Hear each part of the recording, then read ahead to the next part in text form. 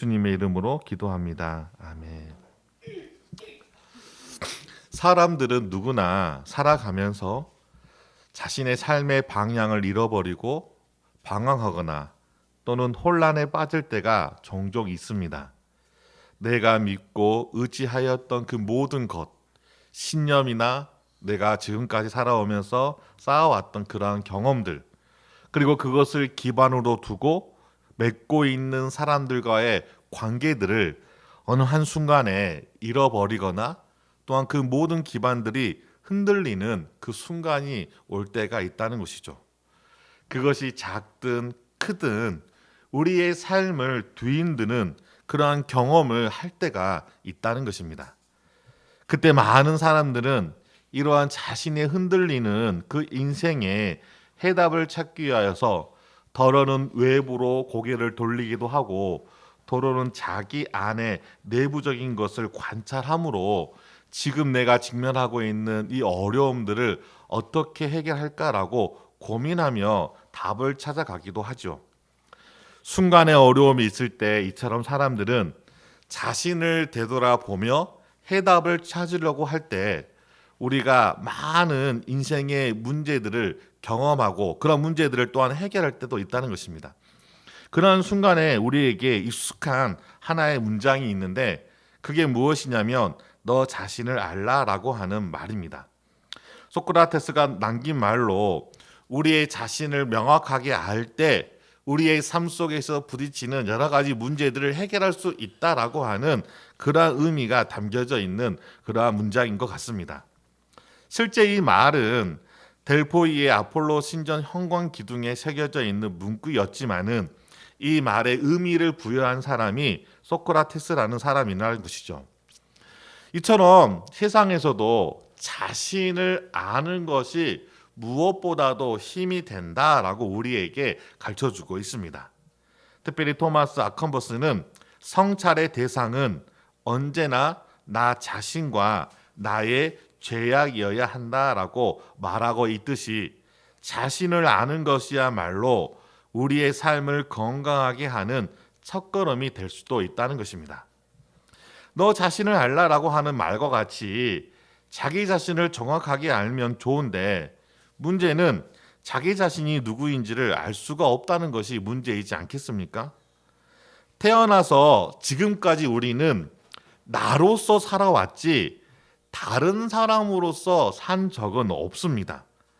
지금 나라는 존재로 수십 년을 살아왔고 또는 앞으로도 이 나라는 존재로 살아가게 될 것이죠.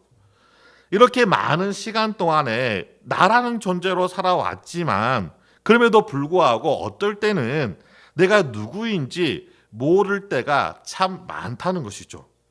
저도 제 인생을 되돌아보면서 제가 제 스스로 자각하고 내 혼자의 힘으로 살아갈 수 있는 그때부터 지금까지 내 자신으로 살아왔지 내가 다른 사람의 이름으로 산 적은 없었거든요.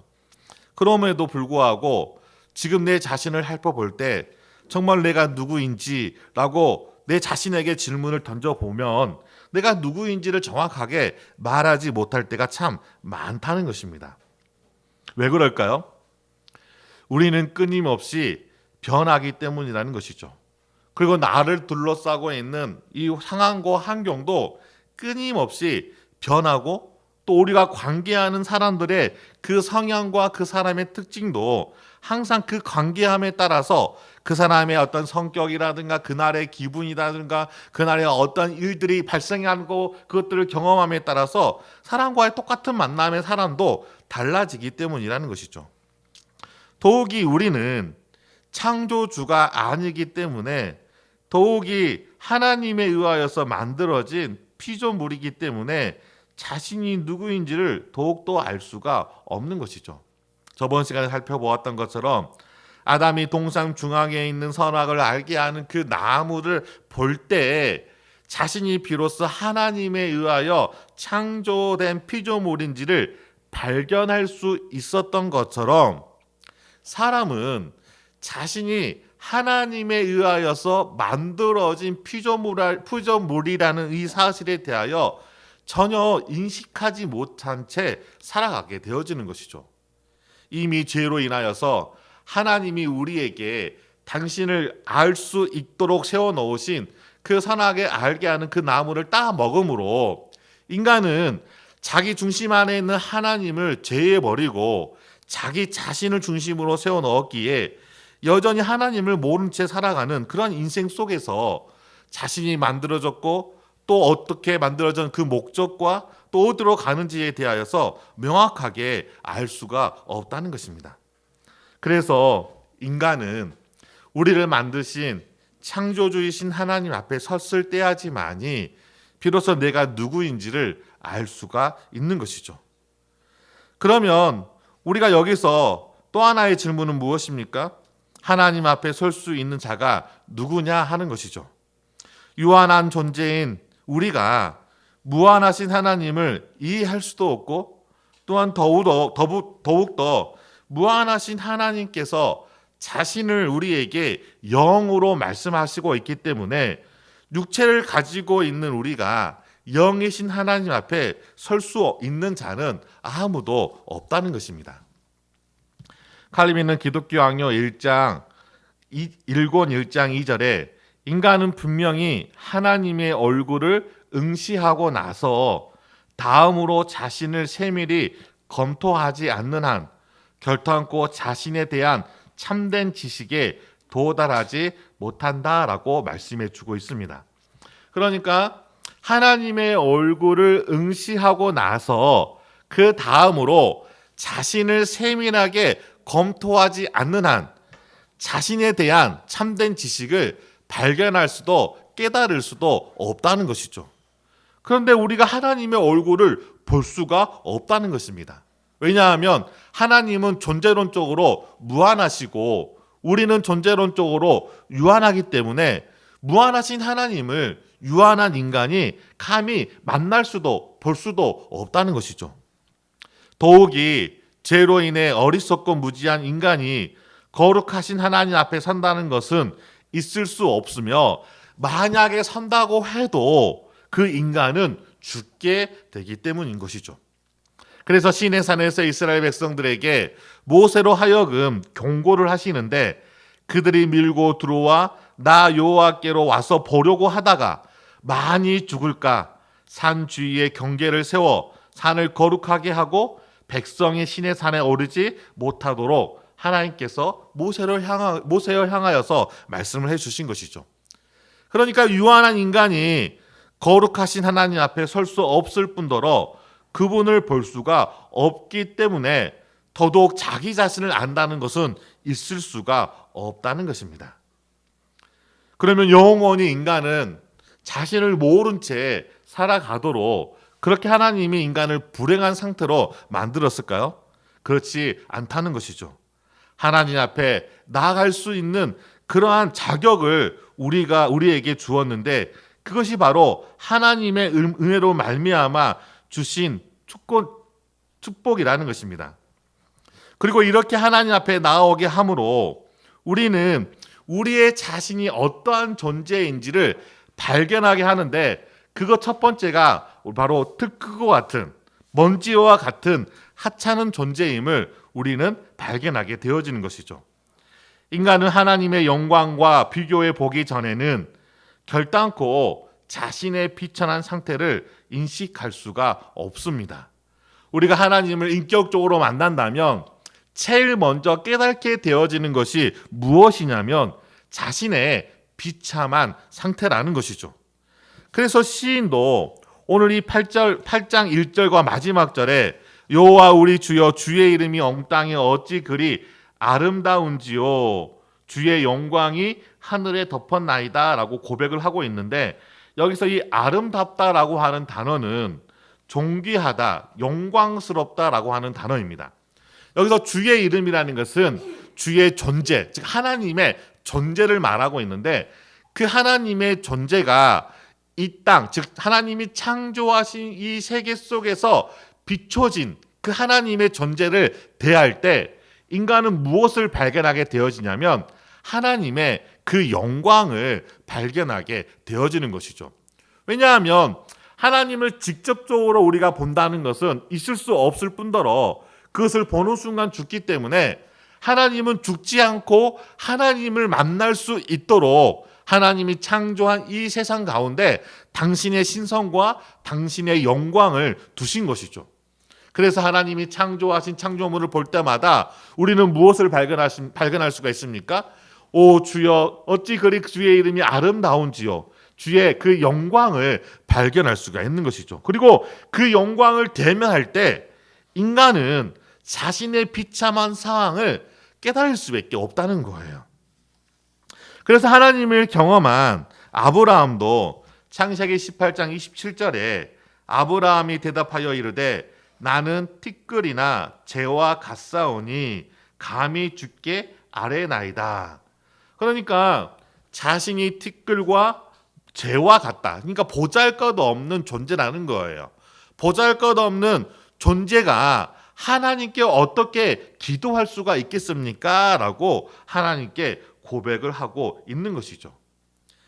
이처럼 하나님께서 은혜를 베풀어 주셔서 하나님 앞에 설 수 있도록 예수 그리스도께서 사람의 몸을 입고 이 땅에 오셔서 우리를 구원하여 주심으로 이제는 그 예수 그리스도를 나의 구주로 고백하는 모든 자들은 하나님 앞에 나아갈 수 있게 되어진 것이죠. 이런 부분을 생각하면 하나님의 은혜가 얼마나 큰지를 우리는 발견할 수가 있게 되어진 것입니다. 티끌과 같은 저와 여러분이 예수님을 통해 하나님 앞에 설 수 있다는 그 자체가 얼마나 큰 하나님의 은혜이지 않겠습니까? 시인의 고백과도 같이 우리는 그 모든 것들을 쉽게 잊어버리고 또한 쉽게 그것들을 망각한 채 살아가는 것입니다. 그렇기 때문에 나에게 이루어진 그 하나님의 그 구원의 기쁨과 그 가치가 정말로 이 세상의 그 무엇과도 비교할 수도 없고 이 세상에 가장 가치 있게 생각되어지는 그 모든 보물들을 다 모은다 하더라도 그 구원과 비교할 수 없음에도 불구하고 우리는 그러한 구원의 감격을 잃어버린 채 초라한 인생을 살아가게 되어지는 것이죠. 따라서 우리는 항상 잊지 말아야 할 것은 하나님이 틀끌과도 같은 우리를 구원하여 주셔서 당신 앞에 나아갈 수 있게 하셨다는 사실을 잊지 마시기 바랍니다. 그리고 하나님 앞에 나아가게 하신 그 이유가 무엇입니까? 이 땅에서 내 자신이 누구인지를 명확하게 알아야지만이 우리의 인생에 걸쳐지는 많은 어려움들, 난관들을 해결할 수가 있는데 하나님 앞에 서지 않는 한 내 인생에 펼쳐지는 여러 가지 문제들을 해결할 수 있는 나에 대한 이해를 할 수가 없다는 거예요. 그래서 내 자신을 보다 더 잘 알고 그로 인하여서 더욱더 하나님을 의지함으로 이 땅에서 주님이 보시기에 기뻐하는 삶을 살아가도록 하기 위함인 것임을 잊지 마시기 바랍니다. 이처럼 하나님께서는 우리를 당신 앞에 나아올 수 있도록 구원하셨을 뿐만이 아니라 우리가 저번 시간에 살펴본 것처럼 우리를 잊어버리지 아니하시고 우리의 그 모든 것들을 기억하실 뿐만이 아니라 목자가 양을 돌보는 것과 같이 우리를 돌아봐 주시는 것이죠. 그리고 이 뜰끄고 같은 우리를 기억하시고 돌보아 주시는 그 하나님의 그 은혜가 무엇이냐면 그것은 바로 하나님의 사랑이라는 것입니다. 자 보십시오. 하나님은 항상 변하지 않으시고 신실하시게 우리를 항상 기억하시고 돌보아 주십니다. 그러나 하나님에 대한 우리의 태도는 어떠합니까? 하나님을 기억하지도 않고 찾으려고도 하지 않는 것이 우리의 태도이지 않겠습니까? 너무나 쉽게 우리가 하나님을 잊어버리면서 살게 되어지는 것이죠. 물론 죄가 하나님을 잊어버리고 하나님을 무시하며 하나님과의 관계에서 적대하며 살아가도록 우리를 끊임없이 공격하고 유혹하는 것도 있지만 자기 자신 안에 있는 그 욕심과 탐심을 버리지 못함으로 여전히 하나님과 상관없는 그러한 삶을 살아갈 때가 참 많이 있다는 것이죠. 더욱이 하나님과 상관 있는 삶을 살아가다가도 자신의 이익과 어긋날 때에는 서슴없이 버리거나 또는 대적하는 삶을 살게 되어지는 것이죠. 이처럼 철저히 자기 자신만을 위한 삶을 살아감에도 불구하고 우리가 하나님에 대하는 태도와 달리 하나님은 우리에 대한 태도는 변하지 아니하시고 항상 신실하십니다. 늘 언제나 우리를 기억하시고 늘 언제나 우리를 돌보아 주시는 것이죠. 하나님은 이처럼 우리를 생각할 가치도 없을 뿐더러 돌볼 자격도 없는 우리를 향하여 항상 생각하시고 돌보시는 그 이유가 바로 하나님의 사랑 때문이기 때문이죠. 따라서 이 사랑은 하나님이 가장 관심을 가지고 있는 존재일 뿐만이 아니라 그 하나님의 사랑의 대상이 바로 우리라는 것을 잊어서는 안 된다는 것입니다. 요한일서 4장 9절에서 10절에 다음과 같이 말씀합니다. 하나님의 사랑이 우리에게 이렇게 나타난 바 되었으니 하나님이 자기의 독생자를 세상에 보내심은 그를 말미암아 우리를 살리려 하심이라. 사랑은 여기 있으니 우리가 하나님을 사랑한 것이 아니요 하나님이 우리를 사랑하사 우리 죄를 속하기 위하여 화목제물로 그 아들을 보내셨습니다. 그러니까 우리 사람에 대하여서 잘 아는 것이 무엇보다도 중요하다라고 우리가 저번 시간에 우리가 계속 살펴보았던 것처럼 우리가 어떠한 존재입니까? 티끌과도 같은 그러한 하찮은 존재라는 사실을 우리가 먼저 알아야 된다는 것이죠. 그리고 우리는 어떤 존재입니까? 그럼에도 불구하고 하나님이 우리를 사랑하는 그 사랑의 대상이라는 것입니다. 하나님이 우리를 사랑하신다는 것을 우리가 누구를 통하여서 더욱더 발견할 수가 있을까요? 그것은 우리가 너무나 잘 알고 있는 바로 독생자 예수님이시죠. 히브리서 저자는 이 본문의 말씀을 인용하면서 히브리서 2장 6절 이하에 오직 우리가 천사들보다 잠시 동안 못하게 하심을 입은 자 곧 죽음의 고난 받으심으로 말미암아 영광과 존귀로 관을 쓰신 예수를 보니 이를 행하심은 하나님의 은혜로 말미암아 모든 사람을 위하여 죽음을 맛보려 하심이라. 그러면서 결론으로 17절에 그러므로 그가 범사에 형제들과 같이 되심이 마땅하도다. 이는 하나님의 일에 자비하고 신실한 대제사장이 되어 백성의 죄를 속량하려 하심이라. 그가 시험을 받아 고난을 당하셨은즉 시험을 받은 자를 능히 도우실 수 있느니라. 그러니까 다윗은 이 부분을 앞으로 오실 그 메시아 곧 예수 그리스도에 대하여 생각하며 기록하지는 않았겠지만은 히브리서의 저자는 이 부분을 인용하면서 앞으로 오실 메시아에 대한 애언적인 관점에서 이 본문의 말씀을 해석하고 있는 것을 볼 수가 있는 것이죠. 분명한 것은 예수 그리스도를 이 땅에 보내셔서 우리를 구원해 주실 뿐만이 아니라 우리로 하여금 다 이렇게 생각할 가치도 없고 돌보아줄 자격도 없는 존재가 아닌 이전에 하나님과 인격적인 관계 속에서 하나님을 대신하여 천지 창조의 목적과도 같이 이 땅의 모든 만물을 다스릴 수 있는 그러한 특별한 사람으로 회복시키기 위하여 예수님께서 이 땅에 오셨음을 우리에게 말해주고 있는 것이죠. 따라서 우리는 예수 그리스도를 통하여서 하나님의 사랑을 발견할 수가 있고 여러분이 그 예수 그리스도를 통하여서 구원함을 받은 자녀들이라면 여러분의 삶 속에는 이와 같은 하나님의 사랑이 넘침을 우리는 잊어서는 안 된다는 것이죠.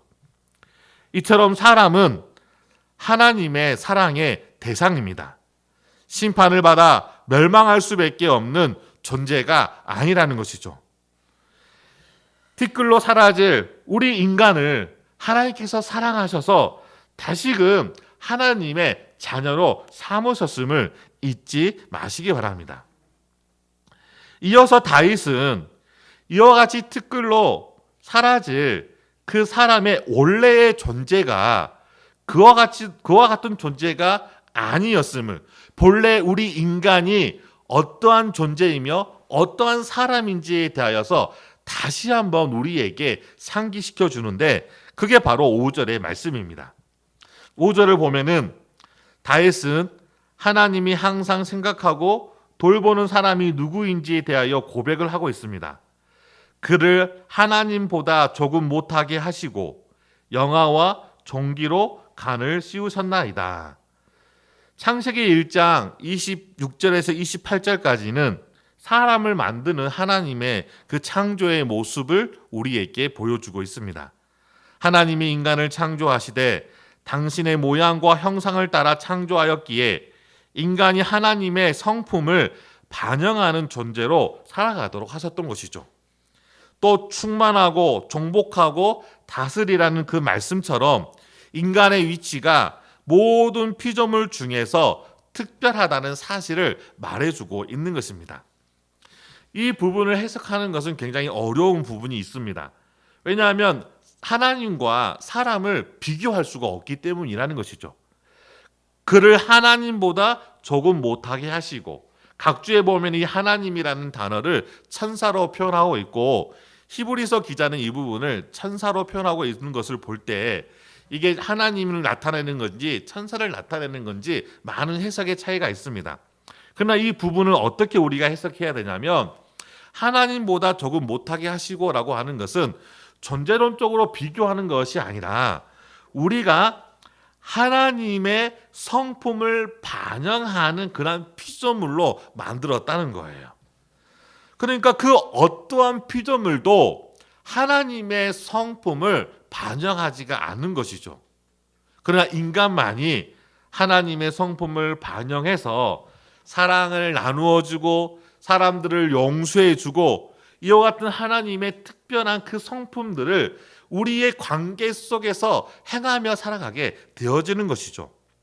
더욱이 하나님보다 못하게 하셨다는 것은 우리 인간의 그 위치가 모든 피조물보다 동등하게 한 것이 아니라 모든 피조물 중에서 특별한 위치로 우리를 만드셨다는 거예요. 그것이 바로 하나님의 위엄과 영광이라는 것입니다. 그래서 여기서 하나님보다 조금 못하게 하시고 영화와 종기로 간을 씌우셨다라고 우리에게 말해주고 있는데, 이 영화라는 것은 무엇을 의미하는 것이냐면 높임을 받게 되어지는 그 무엇을 의미하는 거예요. 그러니까 히브리적인 단어로 무겁다라고 하는 그러한 문자적인 의미를 가지고 있는데, 무겁다라고 하는 것은 무엇을 의미하는 거냐면 내가 어떤 사람을 볼 때 그 사람을 존경할 수밖에 없는 그 무엇이 그 사람에게 있다는 거예요. 그 무엇으로 인하여서 우리가 그 사람을 존경하고 그 사람을 영광스럽게 하는 것이죠. 하나님의 그 영광, 하나님의 그 영광, 충만한 영광이 있기 때문에 모든 사람들이 하나님을 바라볼 때 그 하나님 앞에 영광을 돌리는 것처럼 그 하나님의 그 영광을 우리에게 주심으로 우리를 통하여서 모든 피조물에게 그 하나님의 영광을 대신 비추게 하심으로 모든 피조물들이 우리를 통하여서 무엇을 발견하죠? 하나님을 발견할 수 있도록 하신 것이죠. 그게 바로 여기서 말하고 있는 영광이라고 하는 것입니다. 종기라는 것은 뭘 의미하는 것이냐면 가치 있다라고 하는 것을 의미합니다. 가장 가치 있는 그러한 존재로서 우리를 만들어 놓으신 것이죠. 인간은 이와 같이 하나님이 주신 그 영광과 이 종기를 다시금 하나님께 마땅히 돌려드리도록 하나님은 우리를 창조하신 것이죠. 그런데 죄라는 것은 무엇입니까?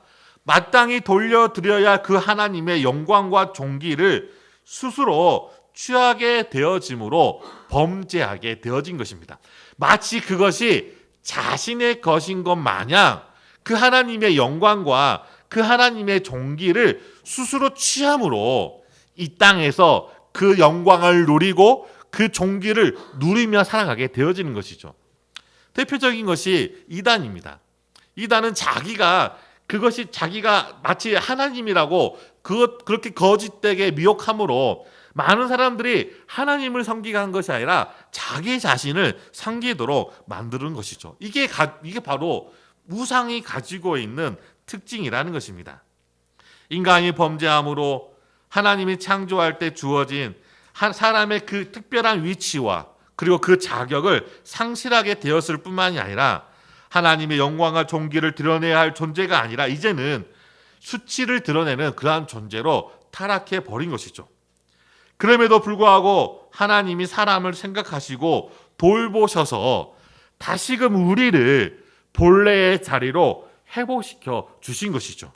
그게 바로 그리스도를 통한 구원이라는 것을 잊지 마시기 바랍니다. 특별히 오늘 이 5절의 말씀에 영화와 존귀로 관을 씌우셨다라고 말씀하고 있는데, 이 부분은 씌워주셨다라고 하는 그 행위가 끝나는 것이 아니라 계속적으로 그 행위가 끝나지 않는 미래형으로 이 5절을 사용하고 있는 거예요. 그러니까 이것은 무엇을 의미하는 것이냐면, 하나님께서 태초부터 주님이 오시는 그 마지막 날까지 우리에게 주시는 그 특별한 주의, 그 영광과 존귀를 잃어버리지 않도록 항상 지켜주시고 계심을 우리에게 말씀해 주고 있는 것입니다. 우리가 그리스도인으로 정말 열심히 하나님의 말씀을 쫓아 살아갈 때도 있지만 때로는 그 말씀과 상관없을 때도 있지 않겠습니까? 그럼에도 불구하고 하나님은 우리에게 허락하여 주신 그 특별한 위치를 거두어 가시지 않으시는 거예요. 다윗은 자신의 그 인생을 통하여서 이 부분을 경험하게 되어진 것이죠. 하나님과 가장 친밀한 관계에 있었던 사람이 다윗이지 않겠습니까? 그럼에도 불구하고 다윗은 자신의 인생 속에서 그 하나님을 향하여 열심히 전력을 다하여 달려갈 때도 있었겠지만은 그렇지 않고 그 하나님과 전혀 상관없는 자신의 탐심과 욕심을 채우기 위하여 범죄하였을 때도 있었다는 것이죠. 대표적인 것이 우리아의 아내 바스바를 범하였던 그 사건이지 않겠습니까? 그럼에도 불구하고 하나님은 이 다윗에게 주신 이 특별함을 하나님께서 회수하지 않으신 거예요. 이처럼 하나님은 예수 그리스도를 통하여서 구원함을 받은 당신의 자녀들에게 주신 그 영광과 그 존귀를 끝까지 지속할 수 있도록 지금도 우리를 지켜주시고 보호하여 주심을 잊어버려서는 안 된다는 것이죠. 그래서 비록 하나님의 그 영광스러운 모습을 볼 때 내 자신이 하찮고 티끌과 같은 그런 존재로 보일지라도 하나님은 그러한 존재로 우리가 살아가도록 내버려 두지 않으시고, 너희는 왕 같은 제사장이요 거룩한 나라요 그의 소유간 백성으로서 살아갈 수 있는 그런 특별한 은혜를 우리에게 허락하여 주심을 잊어서는 안 된다는 것입니다. 그래서 사람이 무엇인가라고 생각할 때 이 두 가지를 우리는 놓쳐서는 안 된다는 것입니다.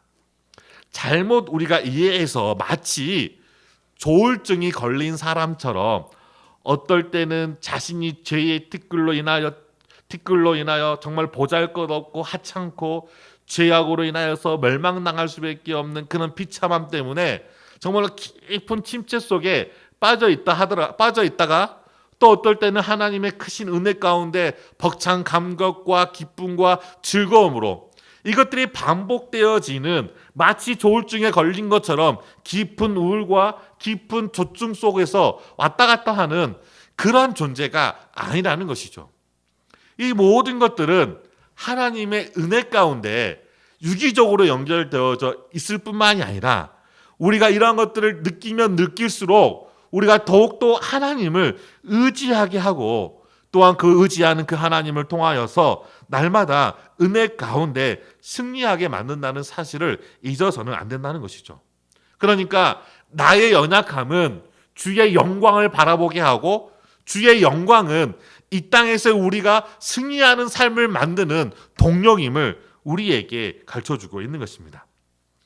마지막으로 이와 같이 하나님은 우리를 특별한 존재로 만드셨을 뿐만이 아니라 우리는 항상 사명을 가진 존재라는 사실을 잊어서는 안 된다는 것입니다.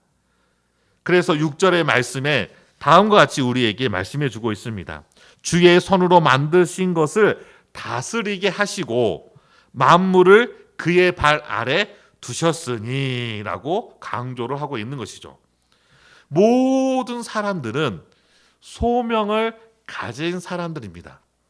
이 소명 때문에 사람들은 분주하게 일을 하고 있는 거예요.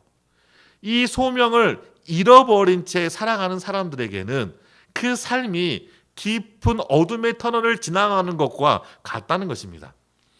그렇기 때문에 우리는 항상 내가 어떤 존재인가라고 생각할 때 나는 소명을 주신 그러한 자녀임을 우리는 잊지 말아야 한다는 것이죠. 베드로는 우리가 어떤 존재인지에 대하여 말씀하고 있는 부분에서 베드로전서 2장 9절에 너희는 택하신 족속이요 왕같은 제사장들이요 거룩한 나라요 그의 소유가 된 백성이니 이는 너희를 어두운 데서 불러내어 그의 기이한 빛에 들어가게 하시니에 아름다운 덕을 선포하게 하려 하심이라. 그러니까 그냥 우리를 구원하여 주셔서 천국에 가도록 하신 것뿐만이 아니라 우리에게 사명을 주셨는데 그 사명이 무엇입니까?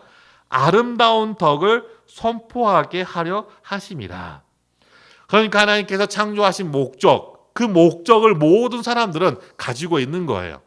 죄로 인하여서 그 목적을 상실되어져 버렸지만 다시금 예수 그리스도를 통하여서 우리를 구원하심으로 그 목적에 따라가 살아가는 그런 존재로 우리를 세우셨음을 잊지 마시기 바랍니다. 하나님이 창조하신 그 아담에게 주신 사명이 무엇입니까? 창세기 1장 28절에 하나님이 그들에게 복을 주시며 하나님이 그들에게 이르시되 생육하고 번성하라 땅을 충만하라 땅을 정복하다 바다의 물고기와 하늘의 새와 땅에 움직이는 모든 생물을 다스리라 하시니라. 천지를 창조하시고 인간의 대표와 맺은 그 언약 안에서 하나님은 아담에게 소명을 주셨습니다. 예수님께 3일 만에 부활하시고 승천하시기 전에도 다시금 우리가 잊지 말아야 할 소명을 주신 것이죠. 땅끝까지 이르러 주의 증인된 삶을 살아가는 것. 그러니까 이 땅에 생명을 가지고 있는 사람이라면 누구나 하나님이 주신 사명에 따라 살아가도록 하나님께서 지금도 다스리고 계심을 잊지 마시기 바랍니다. 사명이 없는 사람은 한 명도 없습니다. 믿는 사람에게도 하나님은 특별한 사명을 주시지만 믿지 않는 사람들에게도 하나님은 이 세상이 다스려질 수 있도록 일반적인 은총 가운데 질서가 유지되어질 수 있도록 모든 사람들에게 그 사람에 맞는 사명을 주십니다. 그래서 믿지 않는 사람들조차도 자신이 잘할 수 있는 것, 자신이 기뻐할 수 있는 것, 그런 것들을 발견해서 그것을 직업으로 삼아 살아가도록 교육하고 양육하고 있는 이유가 바로 여기에 있는 것이죠. 그러니까 생명을 가지고 있는 모든 사람들은 무엇인가의 그 목적에 따라 살아가고 있다는 거예요. 그런데 죄로 인하여서 그 목적이 잘못된 방향을 향하여 가고 있기 때문에 그게 하나님이 볼 때 죄가 되어지는 것이죠. 그러나 그 목적이 정말로 하나님이 원하시는 방향으로 맞추어져서 가게 되어진다면 그것만큼 하나님이 기뻐하는 그 이유가 없는 것입니다. 존재하는 모든 생명에는 그 존재의 이유가 있는 것입니다. 하나님의 존귀와 영광 안에 있는 그리스도인들은 더욱더 특별한 소명을 하나님께서 허락하여 주시지 않았겠습니까? 그러니까 우리는 믿지 않는 사람들과 다른 삶을 살아가야 되는 이유가 바로 여기에 있는 것이죠.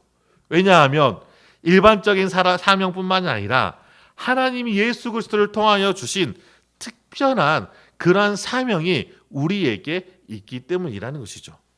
이처럼 인간은 사명에 따라 살아가는 존재이고 그 사명을 발견할 때야지만이 정말로 힘차게 우리의 삶들을 살아갈 수가 있는 것입니다.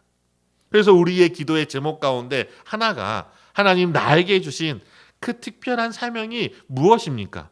내가 이 땅에 태어나서 생명을 가지고 이 땅에 죽는 날까지 내가 살아가야 할 존재의 이유가 무엇입니까? 라고 하는 그러한 하나님께 내 자신의 존재의 이유를 묻는 기도가 중요하다는 것이죠. 마지막으로 결론입니다. 사람, 곧 내가 무엇이기에 하나님이 생각하시며 돌보십니까? 그것은 본래 우리가 티끌처럼 사라지는 존재가 아니라 하나님의 영광과 존귀로 간을 씌운 존재라는 것이죠. 그러나 우리의 불순종으로 생각하고 돌볼 가치도 없는 연약한 존재가 되어졌음에도 불구하고 하나님의 사랑이 우리를 그냥 내버려 두지 않으시고 예수 그리스도를 통하여 다시금 우리 스스로 과감하게 버리고 우리 스스로 머리에 씌웠던 것들을 과감하게 던져버렸던 그 하나님의 영광의 관을 다시 씌우시고 본래의 자리로 우리를 회복시켜 주신 것이죠. 따라서 우리가 어떻게 하나님과 관계를 맺고 있느냐에 따라서 우리의 위치가 달라지고 우리의 자격이 달라진다는 사실을 잊지 마시기 바랍니다. 그리고 그 시작이 바로 이 모든 것들을 창조하신 그 하나님의 그 이름을 잊지 않는 것입니다.